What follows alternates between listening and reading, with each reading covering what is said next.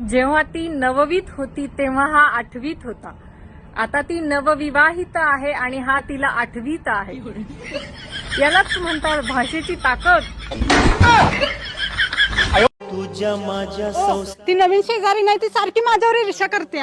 अगे ईर्ष्याच करते नव्हता. करू दे की मग, तुझ्या अंगाला काय भोकू पडते ती काय? करू दे ईर्ष्या, मला सांगा तिचं आणि तुमचं काय आहे?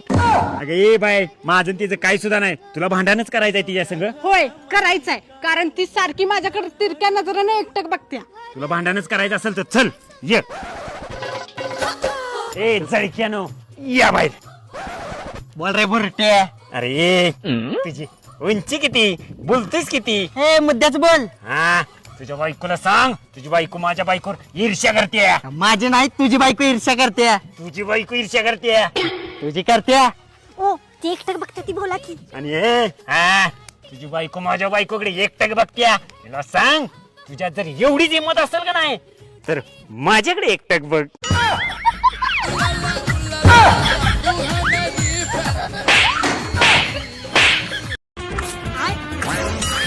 किसी गला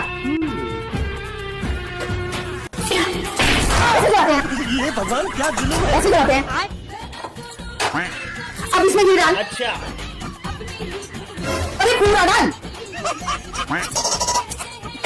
अब थोड़ी सी घी डाल. किसे डाल. हे भगवान, एक चम्मच सूजी डाल. साला ये दुख का खत्म नहीं होता बे. अब इसमें 2 चम्मच आटा डाल. दूसरी चम्मच. अरे इसमें दिमाग है कि भूसा भरा हुआ है? मारो हमको जिंदा मत छोड़ो सालो. और ये 2. अब इसे लाओ. 5 मिनट पकने दो. अब पानी डालो.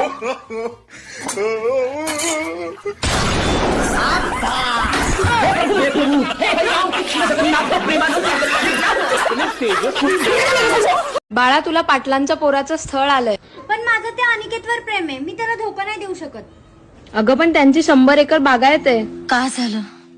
माझ्या मर्जीने झालं की बळजबरीने? हे आता महत्वाचं नाहीये. जे व्हायचं होतं ते होऊन गेलं. मैं गिरा होया बंदा जमा नीच बल्ली है. खरं तर मी आधी पण सांगितलंय आणि परत सांगतो की आयुष्य खूप सुंदर आहे बरं का. फक्त आहे ना, संघर्षाच्या काळात साथ देणारी मुलगी भेटली पाहिजे. खरंय का नाही? ओ एक मुलगा मला लय कॉल करून त्रास द्यायला लागले. ब्लॉक कर की त्याला. ब्लॉक केलं तरी नवीन नंबरवरून कॉल करायला लागले. मग एक काम कर, तुझा बगर फिल्टरचा फोटो पाठव त्याला, म्हणजे त्यानं चुकून सुद्धा कॉल करत नाही तुला. मला बी पावडर लावूनच फसविल्यास.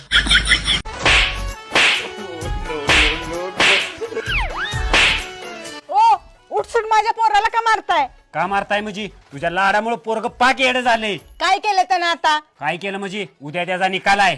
उद्या निघालाय, मग आज का मारायलाय? उद्या मी गावाला जाणार आहे.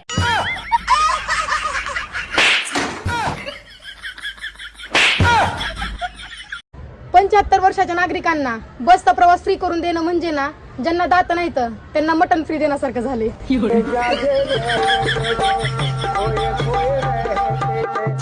दिवसा ढवळ्या चोराने आपलं घर जरी फोडलं ना, तरी पण शेजारच्याला पत्ता लागत नाही. पण त्याच ठिकाणी एखादी पोरगी जर घरात आणली ना, अख्ख्या गावात वास सुटतंय बरं का.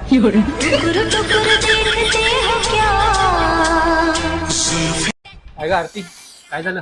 अरे डोकं खूप दुखतंय. दुखायला डोकं तरी आहे का? आयो रे मा.